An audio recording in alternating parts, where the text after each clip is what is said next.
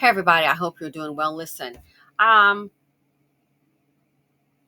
there's one good thing about the 300,000 Black women that were laid off in their positions. I know you're gonna be like, "What do you mean?" I'm like, simply, yeah.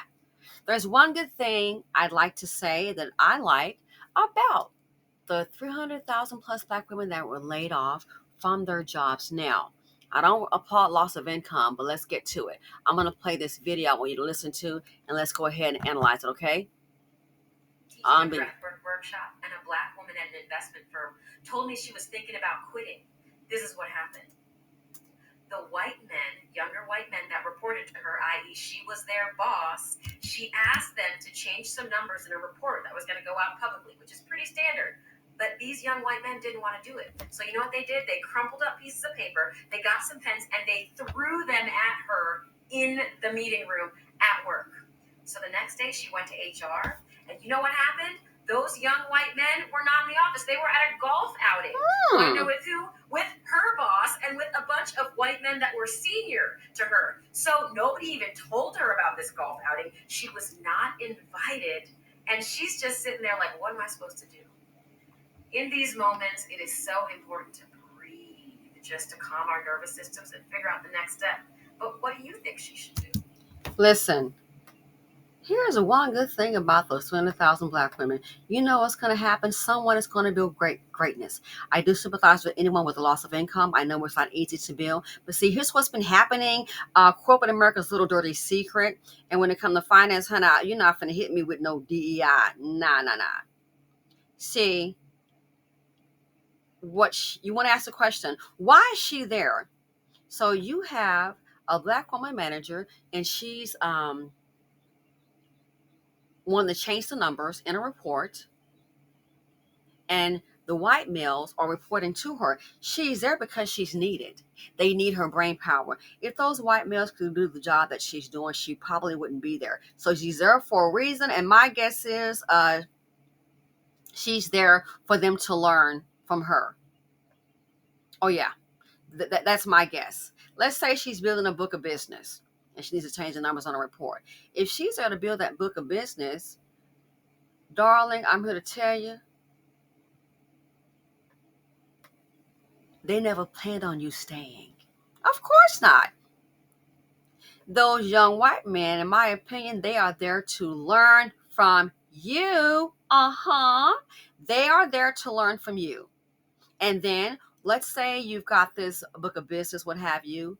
You've built it up. Once they've learned from you, they're going to go ahead and fire you anyway and put one of them in charge. The disrespecting you like that, they're in on the game. They already know what time it is. You don't. So one good thing about the 300,000 Black women from the workforce, aside from loss of income, which is not good, but there's one positive aspect. Guess what? Greatness is going to be built. And what is going to happen, somebody's going to stop building wealth for somebody else and build it for yourself. They can stop using your ideas, your brain power to build wealth for themselves, and then go ahead and just disregard with you. Oh, we're at where we need to be. Why are they doing that? Those young white men, they know what time it is. And is it a surprise that they're playing golf with them and she's not there? More business is decided on the golf course time before the boardroom. We all pretty much know that. They're all in on it. She's the outsider. So she's the manager in the charge for a reason, for a season, to build up to where they need it to be. And once it's there, they would take her down and then put Brad in position. And she won't be leaving with some big old parachute package.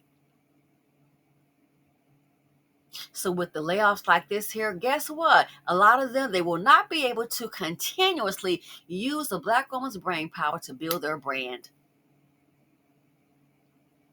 Paula Dean is a good example. How that Black woman sitting up there working and helping and cooking. Look what all you helped build and didn't get paid. You took her word. Opening up your silly mouth, giving all this information, it blows my mind. And then when you try to tell the ignorant among us, like, hey, stop talking. It's like you have a lawyer. Something go down when you doing a deposition, If the other party asks you a question and your lawyer interjects and says something, you should know within your brain that means shut the hell up. Stop talking. Or if a lawyer says something, other party asks you a question and they say something, you already know. That means think about your answer before they're trying to trick you up. Only a fool. Your lawyer saying something, you're going to keep on. I'm going to finish. That means shut the hell up. Don't be stupid. Shut up. But no, I've seen a fool keep on. I couldn't believe it. It's like, wow, y'all got the dumbest. I told my homegirl, your brother's stupid. So when they're talking, that means that can stop, think about what you're about to say. Just shut up. If they're interjecting, you're going to keep on running your mouth. That's what a stupid person does. This right here, they're all on the same page. That's why they can disrespect her like that. The ones that's underneath her and the management that's over her, they're all on the same page. That's why they can be disrespectful. They already know. They just hate the fact that, oh my goodness, I can't do what she's doing. If they could, she wouldn't even be there. If one of them had the capability or the talent that she has, they'd easily take her down. So one thing about it, by not being there, you can stop sharing your ideas and you can stop making them rich. That's what I think. I was teaching a breathwork workshop, and a Black woman at an investment firm told me she was thinking about quitting. This is what happened. The white men, younger white men that reported to her, i.e. she was their boss, she asked them to change some numbers in a report that was going to go out publicly, which is pretty standard. But these young white men didn't want to do it. So you know what they did? They crumpled up pieces of paper, they got some pens, and they threw them at her in the meeting room at work. So the next day she went to HR, and you know what happened? Those young white men were not in the office. They were at a golf outing. You want to know with who? With her boss and with a bunch of white men that were senior to her. So nobody even told her about this golf outing. She was not invited, and she's just sitting there like, what am I supposed to do? In these moments, it is so important to breathe, just to calm our nervous systems and figure out the next step. But what do you think she should do? Like I said, first it hit my mind, it's like, change the numbers on the report. Like I said, and she didn't, just so we know, she didn't say it was finance. But that's the first thing that comes to my mind. Lady, they are there to learn from you. And once they think they've got it down pack, then one of them will take over and you will be gone. This is, again, as the Black woman said in the prior video I uploaded about them being laid off. Oh, you're taking our ideas. That's why I believe you're going to get what you give. Like I said before about that company, I did that investigation. I'm like, something is not right here. Went above and beyond on my job at the time. And then you come telling me, hey, just give me an updates on it. Top guy from upstairs saved the company. They were able to get claw back $1 million. I didn't get a dime. I was just still working there. Came downstairs to let me know about it. And, oh, yeah, we really appreciate it. So that right there, $1 million, I didn't get a bonus or nothing. I learned real quick, that's not my company. So I do what is asked of me. You see the corporate structure? So this right here, that's the one good thing about it. Ask yourself, why is she there? She's there for a reason. She's there because they need her. They know her talents. And they probably want her talent to get them to a certain space. And then once they get to that level, that certain space, guess what? She'll be gone. And they'll put Brad in her position. And then he'll take it from there. But thank you. So one thing about the 300,000 plus Black women being laid off, there's one good thing about it. Somebody can stop using your brain power to build Brad's brand. Stop building Brad's brand and build your own. And that's why when I see a person in our group, somebody trying to build, and I see somebody that's up to turn down, I wish I could take your silly self-hating butt and put you on planet Mars with no food, no cell phone. Stand up there.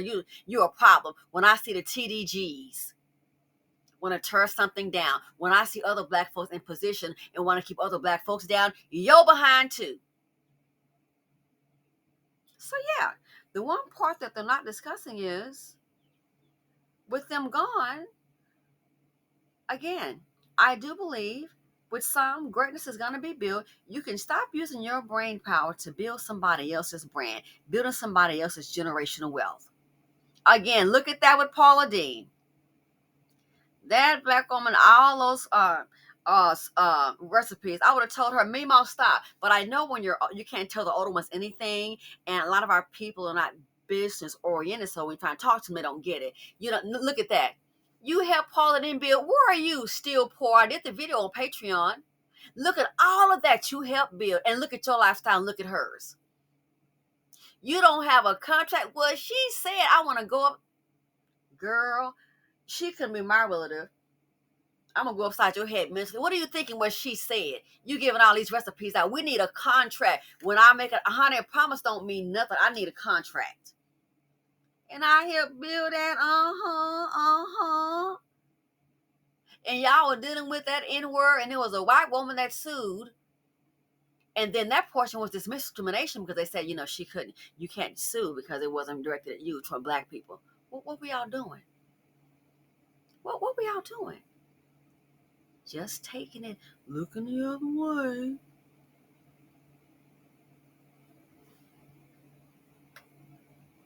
I thought about that. Look at that with Paula Deen. Another example, helping somebody else build greatness, and you get nothing. You getting crumbs. They sitting up here driving. They can afford to drive a Bentley or a Rolls Royce, and you up here in a 1992 Toyota Camry. But I helped build. Don't understand business. And when someone like us tries to try to take something, you don't want to hear all that. Oh, you believe in them so much. Look at Paula Deen's status. Like I said, look at the video I did on Patreon. Look at that. Wow, do you have that? I know you don't, because I already double checked. So that's the one good thing about it, is that guess what? By those black women not being there, some of them, let them build on their own. They can start building off of your back.